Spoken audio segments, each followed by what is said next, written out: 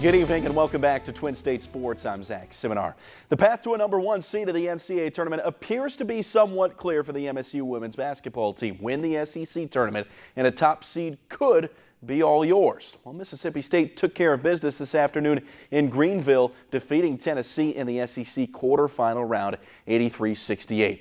Lady Vols jumped out to a 6-point first quarter lead, but the turnovers would start to mount soon thereafter. Dogs would force the Vols into 26 TOs and route to a spot in the semifinals that comes up tomorrow evening.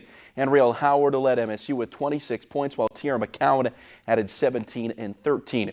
MSU will now face Missouri, who upset Kentucky for a spot in the championship game. With the completion of last night's spring practice for the Mississippi State Bulldogs, the team will now go into a 2-week period without a spring practice during the school's spring break. Last year, the Dogs prided themselves on their hard-nosed defense, but with the loss of Montez Sweat, Jeffrey Simmons, and others, there are questions about how quickly the team can reload on that side of the football, but its coaching staff believes that they have all the pieces in place to be just as successful in 2019. This unit will be different than last year's unit. It has every opportunity to be just as successful as last year's unit, but I mean, you know, guys have to step up. Guys have new roles. Obviously, up front, you know, we still think we're as good as anybody at the defensive end position. They have a fundamental desire to be successful, and it's real. It's not fake. And so, and it's very evident in how they carry themselves and the things that they say. It's just a matter of making sure that it's replicated every day and every opportunity that they get to make sure that it's seen and not just heard. MSU's next spring practice is set for March the 21st. The New Orleans Pelicans will be without guard Jrue Holiday for at least a week after being diagnosed with a lower abdominal strain. Injury was confirmed by an MRI on Thursday, a day after Holiday played 32 minutes in a loss to Utah. Holiday is averaging over 21 points per game to go along with 7.5 assists and 5 rebounds per game. Ian Clark and E'Twaun Moore can be expected to see more minutes in Holiday's absence.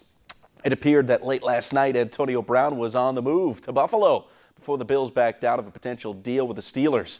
Some reports surfaced that Brown would not have shown to Buffalo if he was dealt there. The Bills have $76 million in cap space, have a glaring need for an offensive playmaker.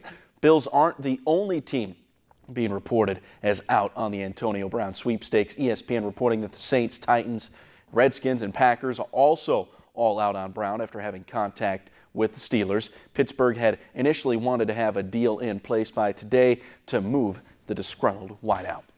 The Monster Energy NASCAR Cup Series is in Phoenix this weekend, and during qualifying this afternoon, Daniel Suarez and Michael McDowell got into a physical altercation. McDowell shoved Suarez before the Stewart-Haas driver threw McDowell to the ground. The fight stemmed from an on-track mix-up where Suarez claimed McDowell held him up during a qualifying run. McDowell felt Suarez trying to wreck him afterwards and took exception.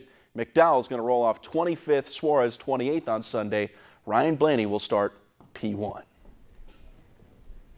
What's your favorite sport? NASCAR.